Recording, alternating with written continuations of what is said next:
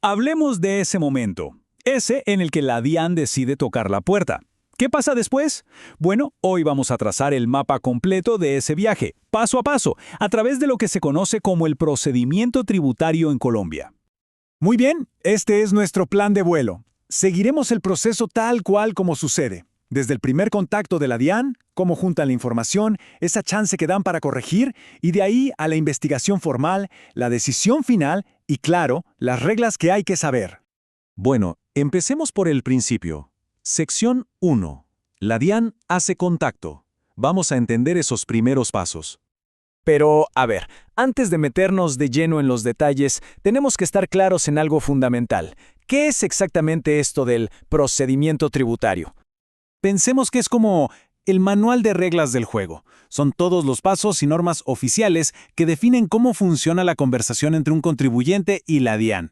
Básicamente le dice a ambas partes qué pueden hacer, cuándo y cómo para que todo se haga correctamente.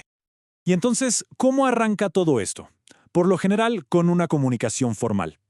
La DIAN envía lo que se conoce como un requerimiento ordinario de información. No es más que una solicitud de documentos o datos específicos para chequear que lo declarado en los impuestos, pues, cuadre. Y ojo, aquí llega la primera regla de oro, y es importantísima. Para responder a esto, solo hay 15 días calendario. 15. Si se pasa ese tiempo, se puede abrir un proceso de sanción aparte, y eso es antes de que la investigación principal siquiera avance. Bien, ya se hizo el contacto inicial. Ahora la DIAN entra en una fase de averiguación. Y lo interesante es ver cómo pueden ir escalando sus métodos, pasando de pedir papeles a hacer visitas en persona. Entonces, primero, como vimos, está la solicitud por escrito. Pero si con eso no basta, pueden pasar al auto de verificación o cruce. Y esto es, literal, una visita de verificación. O sea, funcionarios de la DIAN van directamente al lugar, a las oficinas, para cruzar la información y revisar todo ahí mismo. Una vez que la DIAN recopila esa información inicial, el proceso llega a un punto que es una verdadera encrucijada. Es un momento de decisión súper crítico que puede cambiar drásticamente el rumbo de todo. Y en este punto, la DIAN puede emitir un emplazamiento para corregir. A ver, ¿qué es esto? Pensemos que es como una invitación. Con base en los indicios o la evidencia que ya encontraron, le dan al contribuyente la oportunidad de que corrija su declaración de forma voluntaria. Y claro, a primera vista suena bastante razonable. La esencia, como dice ahí, es que el contribuyente vea esto y diga, oye, creo que sí me equivoqué, déjame analizarlo, lo corrijo y respondo ya con la corrección. Parece una forma de evitar un problema mayor más adelante, ¿no? Pero, y este es un pero gigante, aceptar esta invitación tiene una consecuencia muy importante, casi una trampa estratégica.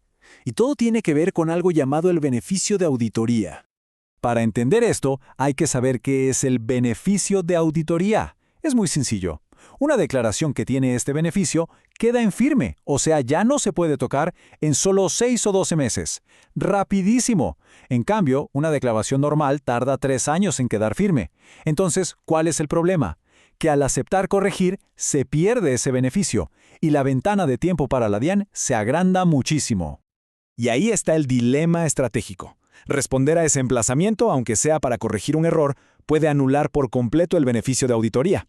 Esto significa que la ventana de investigación de la DIAN se extiende de 6 o 12 meses a los 3 años completos.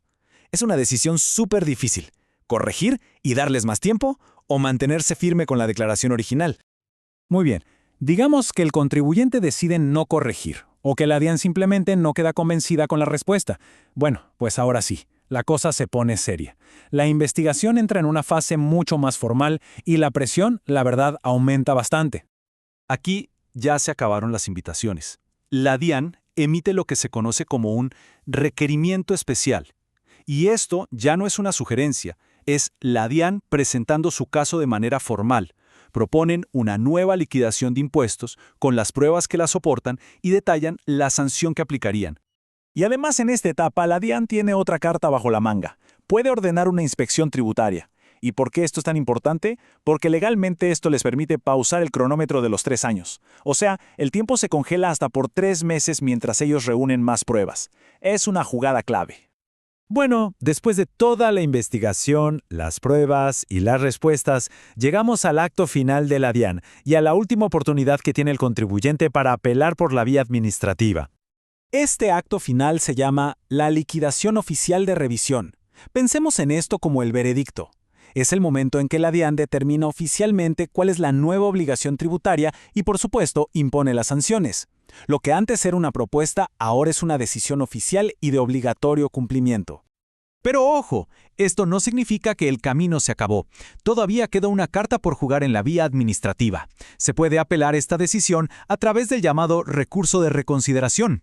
Eso sí, se presenta ante la misma DIAN y el plazo para hacerlo es súper estricto. Y una vez más, los plazos lo son todo. Miren esto, hay un plazo de 2 meses, 2 meses exactos, desde la notificación para presentar esa apelación. Si se pasa ese tiempo, la decisión de la DIAN queda en firme y ya no hay nada que hacer en esta instancia. Se cierra la puerta administrativa. Bien, después de haber recorrido todo este camino, ¿con qué nos quedamos? ¿Cuáles son las reglas de oro para cualquier contribuyente que se enfrente a este proceso?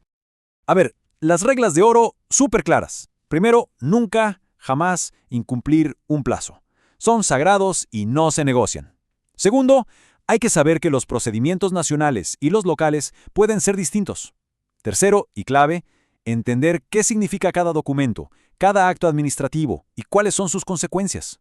Y por último, recordar que todo esto es un diálogo. La forma en que se responde en cada etapa es fundamental. Al final, conocer todo este recorrido transforma lo que podría ser una amenaza desconocida en una conversación estructurada. Ya no es un monstruo en la oscuridad, sino un proceso con reglas claras. No se trata de evitar el diálogo con la DIAN, sino de estar preparado para tenerlo. Por eso, la verdadera pregunta no es si va a pasar, sino cómo se va a responder cuando llegue el momento.